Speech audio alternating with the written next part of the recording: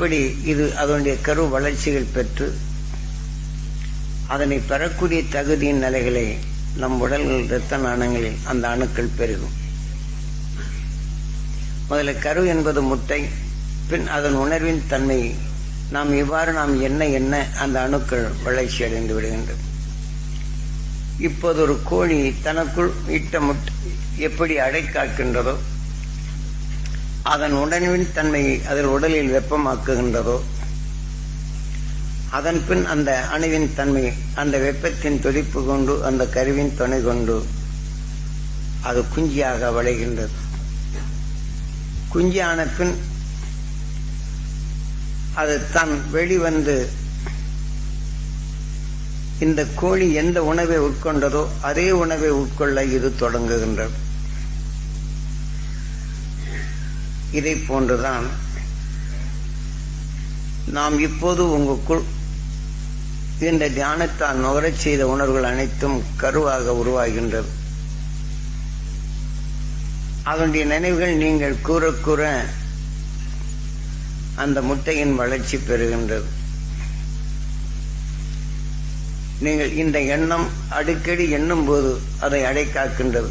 எப்படி கோழி தன் குஞ்சின் நினை கொண்டு அடைக்காக்க எங்கிருந்தால் இறை தேடிவிட்டு இந்த அடைக்காக்கின்றதோ, அதே போல நீங்கள் எத்தொழிலை செய்தாலும் அந்த அருண் சக்தி உங்களுக்குள் வளைய நீங்கள் அடிக்கடி இந்த நினைவில் எடுத்து எந்த தொழிலுக்கு சென்றாலும் சென்று பழகுங்கள். அப்போது முதல் அந்த உணர்வுகள் நாம் வளர்த்து கொண்ட சக்தியை நினைப்படுத்தி அதை நாம் வளர்க்கும் தரும் அடைக்காட்பது போன்று அந்த அருண் சக்திகள் விளைகின்றது.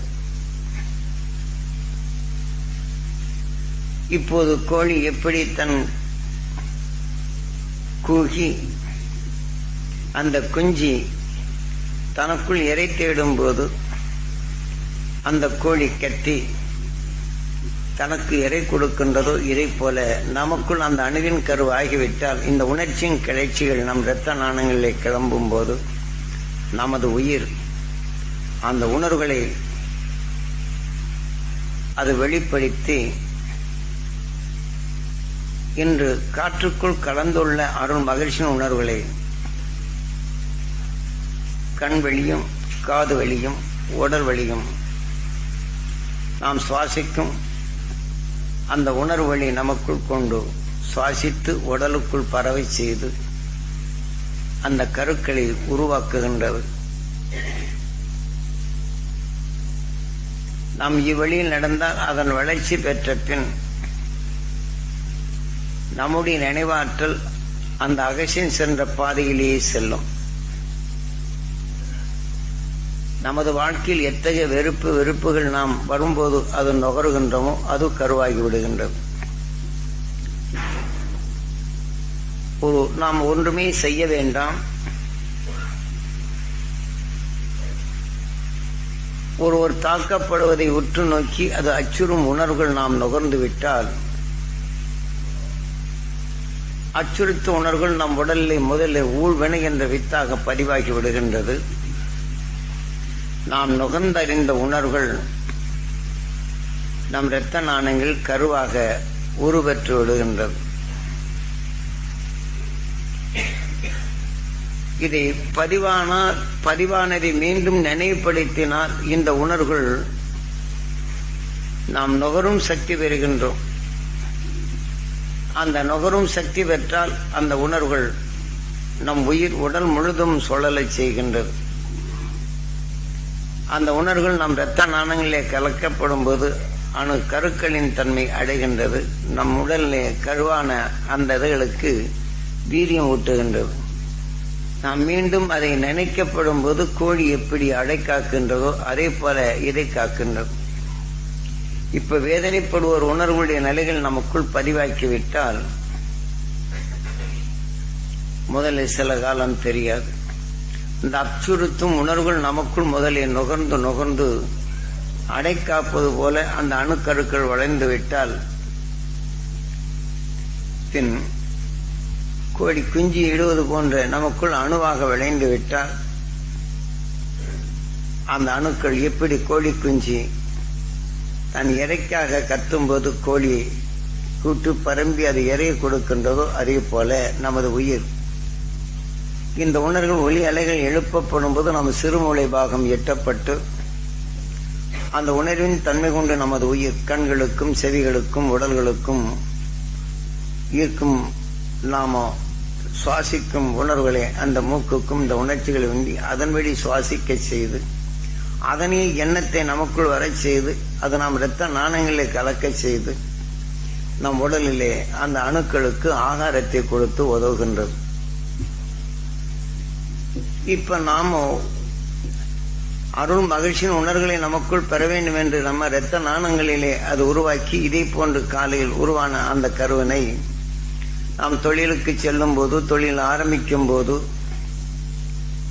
இதை நாம் அடிக்கடி நாம் இந்த நினைவினை கூட்டணும் என்றால் அதை அடைக்காத்து அந்த உணர்வின் தன்மை குஞ்சாகப்படும் போது தன்னை அறியாமலேயே அப்புறம் நமக்கு அந்த எண்ணங்கள் வரும்.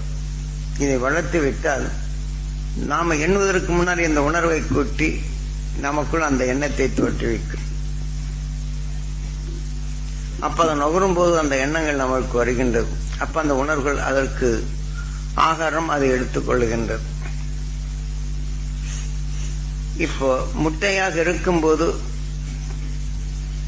இது கோழி தனக்குள் அடை காக்கின்றது அந்த முட்டையை. இதே போல நாம் நமது எண்ணங்கள் கொண்டு அதை காக்க வேண்டும். இப்போ அந்த மகிழ்ச்சிகளின் அருணர் பெற வேண்டும் என்று நாம் இதை அடிக்கடி என்ன அந்த உணர்வுகள் நமக்குள் விளையும். அடை காப்பது போன்று அந்த கருக்கள் விளைந்து கொண்டே இருக்கும். ஏனென்றால் நாம் நுகரும் உணர்வுகள் எல்லாம் முதல்ல குஞ்சுகள் ஆனாலும் அடுத்தடுத்து நாம் தியானத்தில் எடுக்கும் போதெல்லாம் கருக்கள் ஆகின்றது. பின் நினைவிலாக்கப்படும் போது அது வளர்ச்சி நமக்குள் பெருகிக் கொண்டே வரும். இப்ப நமது வாழ்க்கையில் பிறருடைய கஷ்டங்களோ நஷ்டங்களோ நாம் நுகர்ந்தறிந்தோம் என்றால் அதுக்கு அணுக்கருவாகி விடுகின்றது.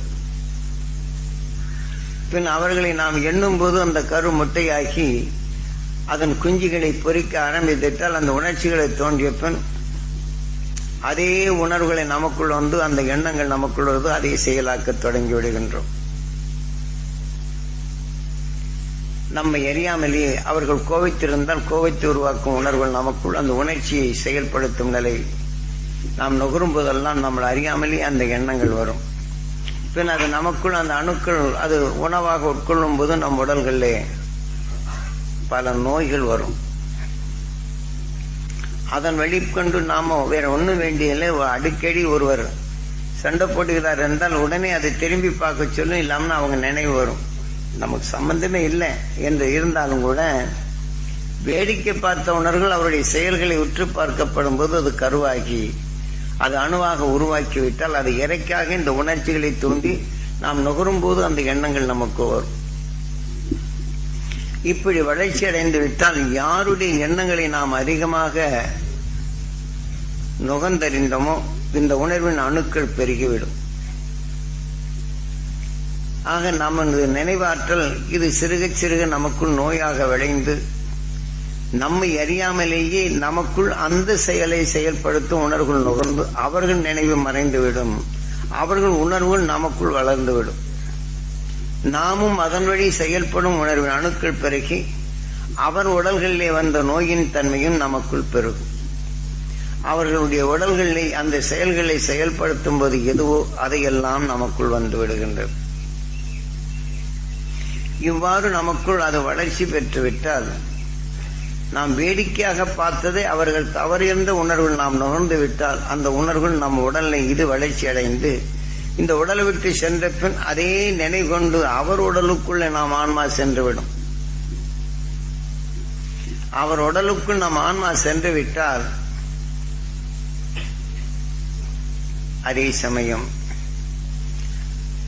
நம் உடலில் விளைந்த உணர்வுகள் அவர் உடலில் விளைந்த உணர்வுகள் நமக்குள் வந்து நாம் அந்த உடலுக்குள் செல்லுகின்றோம். அல்லது அவர்கள் முந்தி அந்த ஆன்மா சென்று விட்டால் அவர் உணர்வுகள் நம்ம உடல் இருந்தால் அந்த ஆன்மா நம்ம உடலுக்குள் வந்துவிடும். இப்படி நமக்குள் வளர்ச்சி பெறும் நிலைகளிலிருந்து பரிணாம வளர்ச்சிகள் போல தேய்பிரையின் உணர்வுகளே நமக்குள் வளர்ந்துவிடும். இப்ப காற்றுக்குள்